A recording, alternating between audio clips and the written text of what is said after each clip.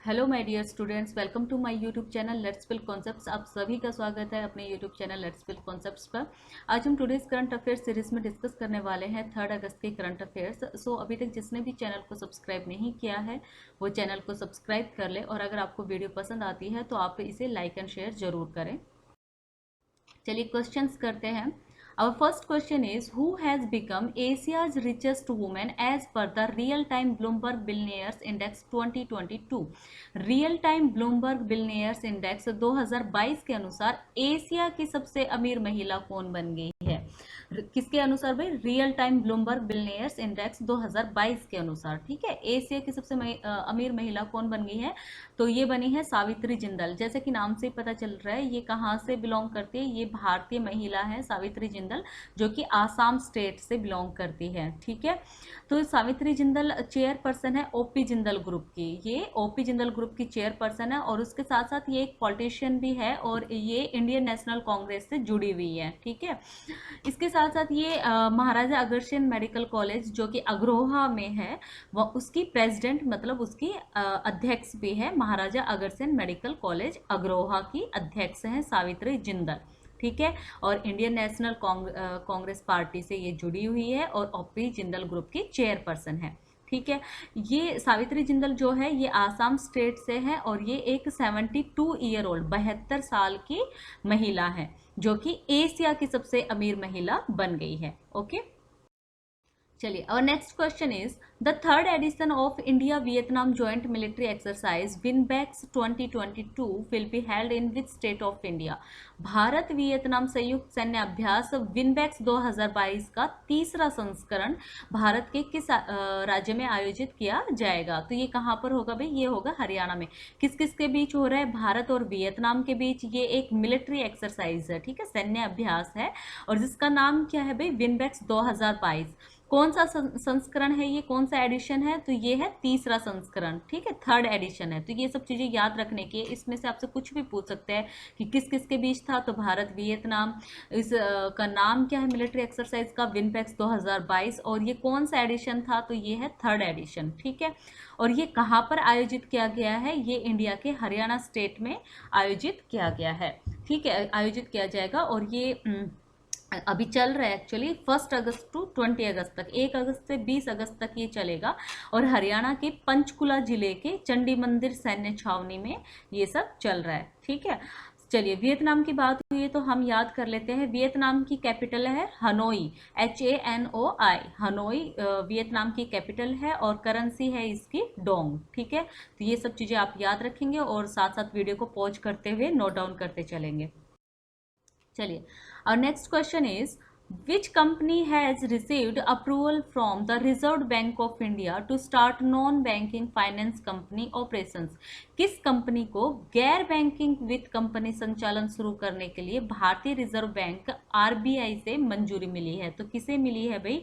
ये मिली है पिरामल इंटरप्राइजेस को। पिरामल इंटरप्राइजेस को इनको किस चीज के लिए मंजूरी मिली है? To start non banking financial company. ठीक है, इसका में क्या फर्क होता है भाई? देखो, एक होता है बैंक और एक होता है नॉन बैंकिंग फाइनेंशियल ये फाइनेंस कंपनी है। तो बैंक और इसमें NBFC में क्या फर्क होता है? बैंक और NBFC में फर्क होता है कि बैंक जो होता है उसमें डिपॉजिट और लोन दोनों चीजें हो सकती है। ठीक है, उसमें आप डिपॉजिट भी कर सकते हो और बैंक से लोन भी ले सकते हो। ठीक है, और वो RBI से उसको मतलब अप्रूव उसका होता है, उसको मंजूरी मिलती है डिपॉजिट और लोन दोनों चीजें करने के लिए। ये दोनों एक्सेप्ट करता है बैंक। लेकिन ये जो नॉन बैंकिंग फाइनेंस कंपनी है ये दो तरह की होती है, या तो डिपॉजिट कंपनी होगी ये, या फिर फाइनेंस कंपनी होगी। ठीक है, तो इसमें मतलब क्या होता है कि या तो वो NBFC कंपनी क्या होगी, आपसे डिपॉजिट ही ले सकती है। ठीक है, या फिर क्या होगी कि वो आपको सिर्फ लोन दे सकती है। ये फर्क होता है। तो ये जो पिरामिल इंटरप्राइजेज है, इनकी कैसी कंपनी है भाई? इनकी है नॉन डिपॉजिट NBFC। ठीक है, मतलब ये आपको फाइनेंस मतलब आपको लोन दे सकती है, ये आपका डिपॉजिट नहीं कर सकती है। ठीक है, तो ये लोन देने वाली कंपनी बनेगी पिरामल इंटरप्राइजेस, जिसको RBI ने मंजूरी दे दी है। ठीक है,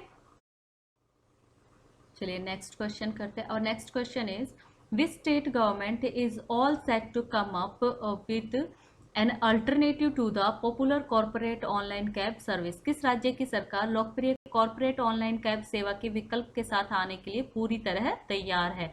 तो ये कौन सी राज्य सरकार है भाई जो कि ऑनलाइन कैब सेवा शुरू करने वाली है? तो ये है केरल राज्य सरकार। कौन सी राज्य सरकार? केरल राज्य सरकार। अभी जैसे हम लोग ओला और उबर को यूज कर रहे हैं, इसी तरह से केरल राज्य सरकार ने किया है, अपनी खुद की देसी कैब सेवा मतलब ऑनलाइन कैब सर्विस शुरू की है, कैब सेवा शुरू की है अपनी खुद की।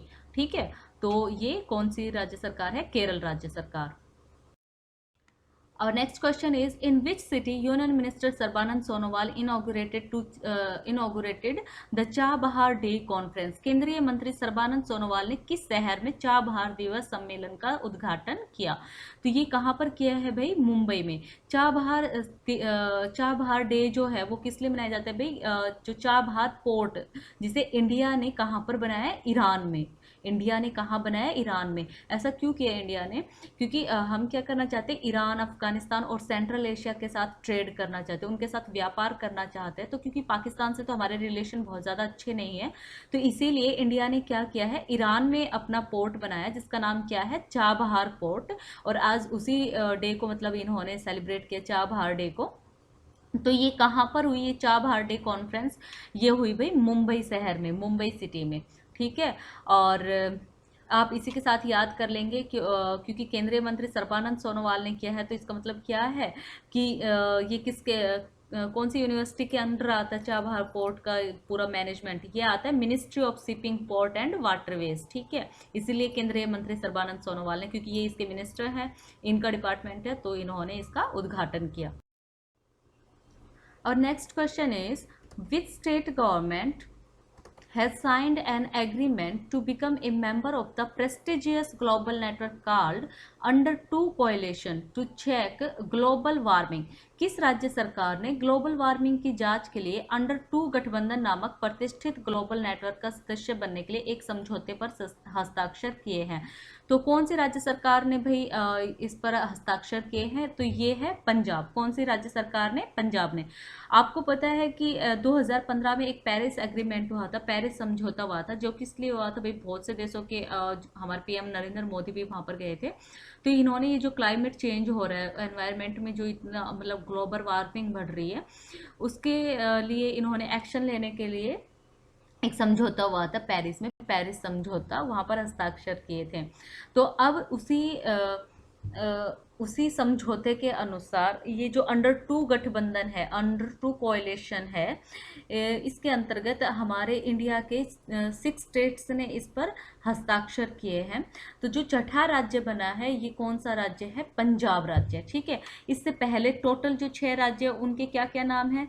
तो ये है भाई, सबसे पहले तेलंगाना है ना, वेस्ट बंगाल और छत्तीसगढ़, फिर है महाराष्ट्र और जम्मू और कश्मीर जो कि अभी यूनियन टेरिटरी बन गई है, और छठा है पंजाब। ठीक है, Telangana, West Bengal, Chhattisgarh, Maharashtra, Jammu and Kashmir and Punjab. ठीक है, ये 6 ऐसे स्टेट्स और यूनियन टेरिटरी को मिलाकर, जम्मू और कश्मीर उसे मिलाकर ये 6 ऐसे स्टेट्स बन गए हैं जिन्होंने इस समझौते पर साइन किया अंडर 2 कोalition। ठीक है, next question is, which state had the most number of seating of the state assembly in 2021?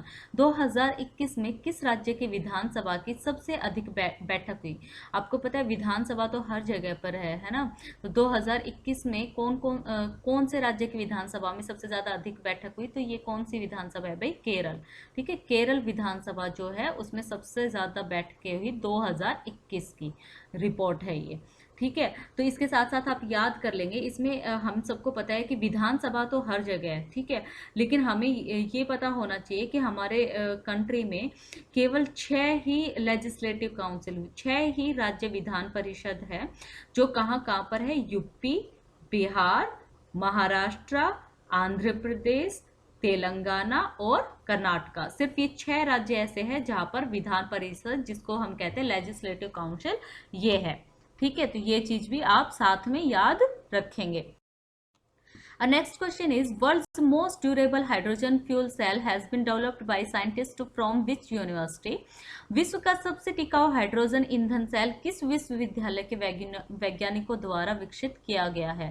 तो ये किसके द्वारा किया गया है भाई? Hong Kong university of science and technology, जो कहाँ पर है? चाइना में, जहाँ पर चाइना का है, Hong Kong university of science and technology. ठीक है, तो हाइड्रोजन ईंधन आपको पता है बहुत ही ये सस्ता भी होता है और शुद्ध भी होता है, प्योर होता है, इतना मतलब पॉल्यूशन नहीं फैलाता। तो इस पर अभी बहुत सारे लोग काम कर रहे हैं।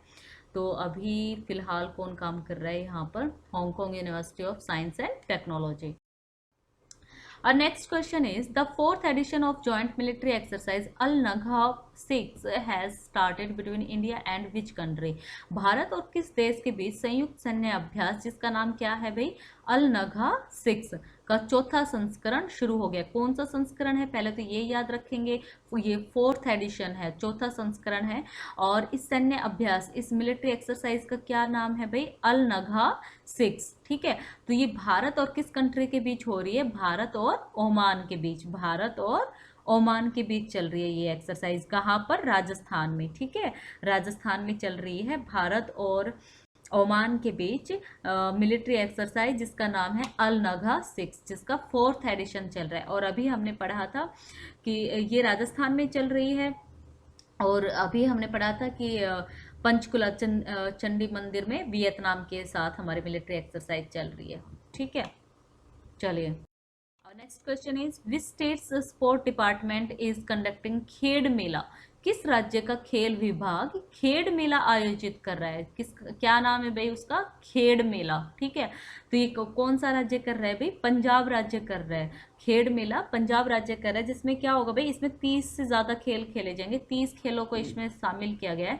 लेकिन पहले क्या होता था भाई? इससे पहले होता था कि इसमें अंडर 14, अंडर 17 और 17 से 25 साल, मतलब जो 14, अंडर 14, अंडर 17 और 70 टू 25 ईयर्स के बीच के लोगों के बीच खेल होता था। लेकिन अब किस किसको शामिल कर लिया है कि 25 से 40 वर्ष के लोगों के बीच गेम होगा, 40 से 50 और 50 से 60। ठीक है, तो अब ये कैटेगरी भी इसमें शामिल कर ली गई है। और इस वजह से इस खेल में इस बार ये खेल मेला में कितने गेम्स होंगे? टोटल 30 गेम्स होंगे। ठीक है, 30 गेम होंगे इसमें। इसका एम बेसिकली क्या है कि टू आइडेंटिफाई टैलेंट, भाई जो खिलाड़ी है उनके टैलेंट को पहचान करना और खेलों के लिए एक अच्छा सा वातावरण देना, है ना, एक अच्छा सा एनवायरनमेंट उसके लिए बनाना खेलों के लिए। और जो सबसे इम्पोर्टेंट है वो क्या है? Increase health awareness. ठीक है, लोगों को स्वास्थ्य के बारे में जागरूक करना। ठीक है, तो इस खेड मेला के गेम में जो विनर होगा उसे क्या मिलेगा भाई? उसे मिलेगा 5 करोड़ की कैश प्राइज मिलेगी, और उसके साथ साथ प्रमाण पत्र, सर्टिफिकेट भी मिलेगा। ठीक है, चलिए अब पंजाब की बात हुई है तो जो हम हमेशा करते हैं, तो अपनी जनरल नॉलेज रिकॉल कर लेंगे एक बार। पंजाब के सीएम है भगवंत मान, और इसके गवर्नर कौन है? बनवारी लाल पुरोहित। सीएम है भगवंत मान, जो कि आप पार्टी से हम सभी को पता है, और गवर्नर कौन है? बनवारी लाल पुरोहित। ओके, चलिए ये थे हमारे आज के कुछ इंपॉर्टेंट क्वेश्चंस। आई होप आपको वीडियो पसंद आया होगा, और अगर आपको वीडियो पसंद आया तो प्लीज़ इसे दूसरों के साथ इसे लाइक भी कीजिए और दूसरों के साथ शेयर भी कीजिए। ठीक है, और अगर आपने अभी तक चैनल को सब्सक्राइब नहीं किया है तो चैनल को सब्सक्राइब भी कीजिए। Thank you very much.